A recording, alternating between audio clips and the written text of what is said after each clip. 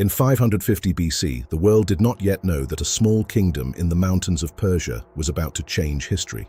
At that time, the ancient Near East was already filled with great powers. Babylon was wealthy and ancient. Egypt was still proud of its long civilization. Lydia was rich from trade and gold.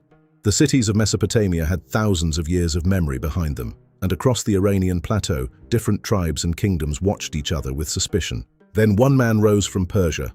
His name was Cyrus. Today, we remember him as Cyrus the Great. But when his story began, he was not the ruler of a world empire.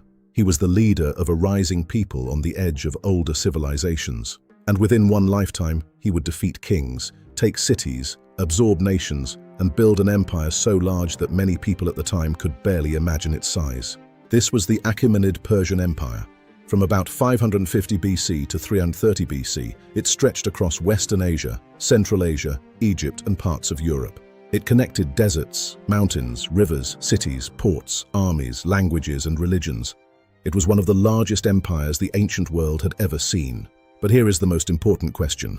How did Persia rule so many different peoples without destroying itself from the inside? The answer is what makes this empire so powerful and so fascinating. Persia did not only conquer lands, Persia learned how to organize the world. The story begins with Cyrus. Before Cyrus, Persia was not the center of the world. The Persians were part of a larger world dominated by others.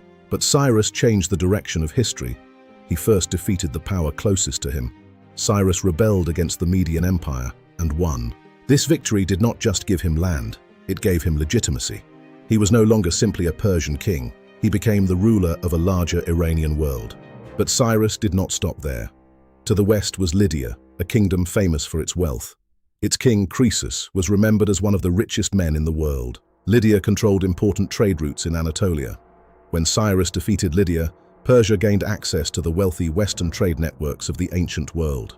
Then came the greatest prize of all, Babylon. Babylon was not just another city. It was one of the most famous cities in human history. It had walls, temples, and memories reaching back centuries. To conquer Babylon was to inherit the prestige of ancient Mesopotamia. In 539 BC, Cyrus entered Babylon. Instead of destroying the city, Cyrus presented himself as a restorer of order. He understood something very important. If you want to rule a huge empire, fear alone is not enough. You also need cooperation. This is one reason Cyrus became remembered not only as a conqueror, but also as a founder of an empire that could include many peoples.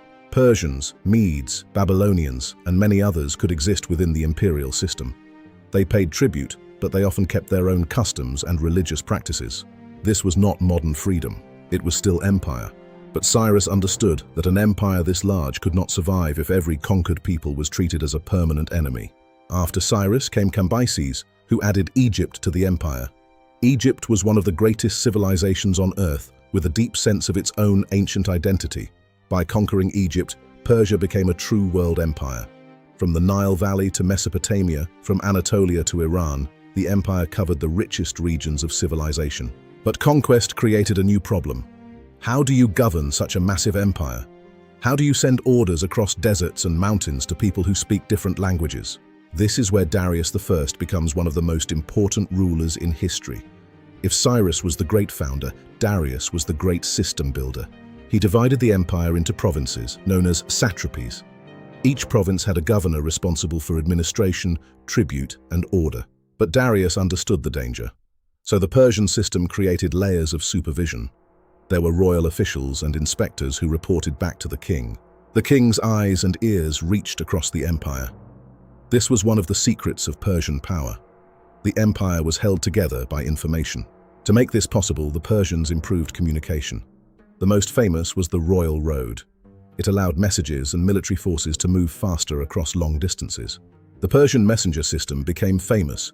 A message moved from station to station, allowing the empire to act like one connected body. This was not just engineering, it was political control. Darius also strengthened the economic system. He introduced imperial coinage, including the famous gold daric, which made payments and trade easier across large regions. The Persian Empire did not erase local economies, it connected them. Grain, trade routes, and strategic depth became part of a giant network where goods and ideas moved freely. One of the greatest symbols of this vision was Persepolis. Built by Darius, it was a statement. Its walls showed people from across the empire bringing tribute in their native dress. The message was clear. The Persian king ruled over many peoples, not because they were all identical, but because they all belonged to one imperial order. This was the Empire of Order.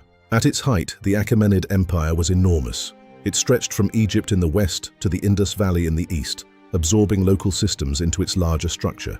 Persia was tolerant in some ways, but it was not weak. It demanded taxes and loyalty. This combination of flexibility and force made the empire strong and stable for centuries. But every empire meets resistance. For Persia, one of the most famous challenges came from the Greek world. Battles like Marathon and Thermopylae became legendary in Western history. But the Greek wars were not the whole story.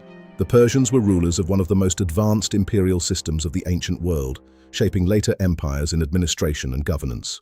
The Achaemenid Empire finally fell to Alexander of Macedon by 330 BC. But even in defeat, Persia's influence did not disappear. Alexander inherited a highly organized imperial machine. What made Persia so powerful? Military conquest, political flexibility, administration, communication, and a grand imperial vision that turned diversity into a system. The deeper power of the Achaemenid Empire was the power to connect and organize. It showed the ancient world what a truly global empire could look like, and for its time, it stood as one of the greatest powers on Earth.